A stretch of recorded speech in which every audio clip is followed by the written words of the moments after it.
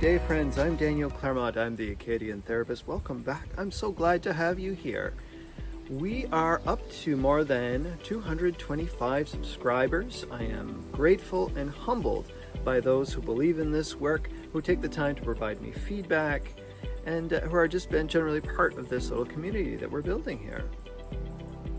This week, I'm going to be talking about thoughts. Now, I've talked a little bit about it before, and it was very brain heavy. It was very lecture-y, kind of. So I'm going to be talking a bit more in practical terms, something that you can actually try to help change the kinds of thoughts that you tend to have. Now, this is $1 million question. A lot of people will ask me, how do I stop thinking this? Or how do I start thinking that? But most of the time, we just want to get rid of certain thoughts.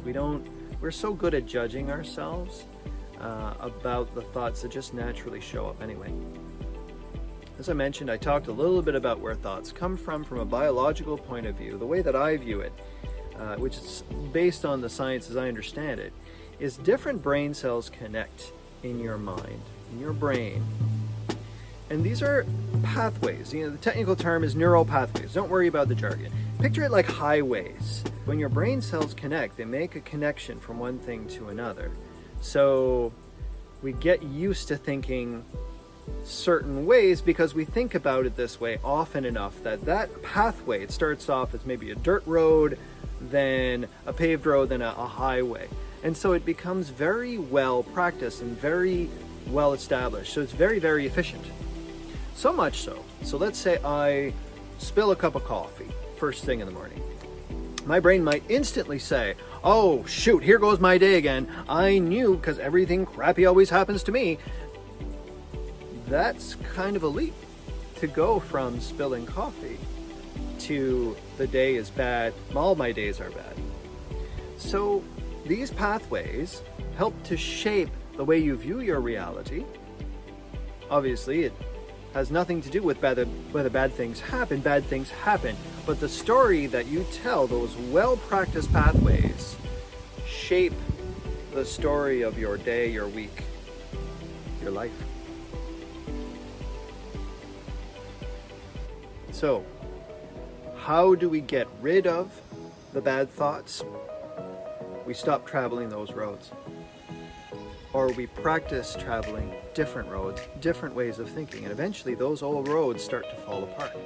In Nova Scotia, we have lots of beautiful overgrown roads. I love exploring them. It's marvelous. I'm making a mental note. I should film some more videos on them. Practicing better thoughts means the bad thoughts start to reduce over time. The more we fight the bad thoughts, the stronger they get.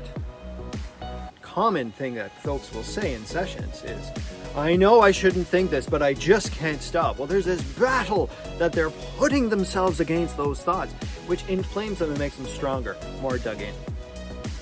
Now, as I'm talking, I'm realizing this is probably just the first episode in a series, yet another series, which is going to be about changing thoughts. But I do want to talk about a specific strategy, for which I'm going to introduce you to Captain Kirk. What does he have to do with thoughts? Well, obviously I'm a Trekkie, for those who have been paying attention. When I was a kid, I would collect these action figures. Now, perhaps it's obvious, but no longer a kid. However, when I was a kid, I played with them. I still watch the Star Trek shows. And so, that is many years of practicing living these stories through the actor's eyes, through the way it's presented on the screen. So these stories and these characters become very real. These are highways in my mind. So Captain Kirk represents very specific elements for me. He represents courage. He represents sacrifice. He represents adventure. He represents boldness. He represents leadership. So all of these traits are connected to these toys. And I learned these things when I was very, very young. So when the mind was making all kinds of pathways. So it's very old, it's very well established. And so I thought, what if I make use of those pathways? So what I did was I took Postits. Now the ones I have here are laminated. They're part of my Kanban system. I talked about that in the last series, the last playlist. However, here I'm using them for a very different purpose. So I would get an action figure like Captain Kirk to hold a sign that had a thought or a lesson or an insight that I wanted to hang on to and come back to.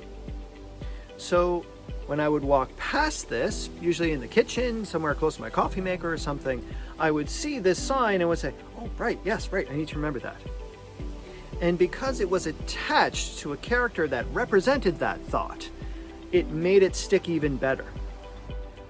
So I would look at this toy, very similar to toys that I've played with, the exact toys that I've played with in my case, decades ago, connected to the spirit of the message and the actual message. So I would walk past and it would give me this little prompt. If you go back to the Tiny Habits model, I talk a bit about prompts and the importance of that in learning new habits. However, this would be a prompt to practice thinking something better. The reverse is also true. In this case, my brother had given me an action figure of a character named Guinean Singh. He is a very evil, despicable character, and the figure was absolutely hideous, was absolutely ugly. So I kept it in a shrink wrap, and I'm like, all right, I have no purpose for this. However, when it comes to unhelpful thoughts, one thing we can do is change the way those thoughts show up in your mind. So when they show up, as so often it does for so many of us, so I do something embarrassing and instantly my thoughts say, you're an idiot, you're stupid, people are going to think you're foolish, they're not going to take you seriously. And it feels like truth, and then my body, I feel shame, and it just makes me feel heavier. And so that's an automatic thought. It's a well-established highway that my brain is used to traveling. And as soon as something bad happens, it sucks the energy out of me because it feels true. So what I did was, I took Con out of his packaging and I put him to work. So I put him up next to my desk, and I would have him hold a sign which had, again with the Postits, hold a sign that represented that nasty, ugly thought. And because he is this over-the-top, almost cartoonishly evil, just vengeance kind of character, it would be easier to not take him so seriously. Because I would think, well, I'm not going to listen to Con. So he would hold this negative thought. I would see it, I would hear it in Con's voice instead of that true feeling Daniel voice. And it would be easier to go, I'm not going to do that. And so, how do you apply this to yourself? I'm not kidding myself that a lot of you have toys from childhood, especially if you're older. Although if you're younger, you might have some different toys or stuffed toys. You might cut out pictures from a magazine. You might print off pictures of celebrities or actors or characters, which represent either characters and personalities that you look up to or that you absolutely love to hate. Maybe there's a favorite politician you love to hate. You just stick them on the wall and be like, well, I'm not going to trust you, clearly. These represent pathways that are already in your brain. You don't need to build them. They're already there. Positive, negative. Find the thoughts that you either like or dislike. Attach them to those people as you walk past them and just casually notice. This is a small, tiny step that you can take that helps you build the kinds of thoughts and really reality that you want to have for yourself. So that's all I've got for you this week. Give it a try. I would love to see pictures of whatever you should try. And as always, if you see value in this content, like, subscribe, share. That helps to get the word out. It helps support my work here. I am always so grateful for those who do get back to me. Thank you so much. You take good care of yourselves. We'll see you again soon. Bye-bye.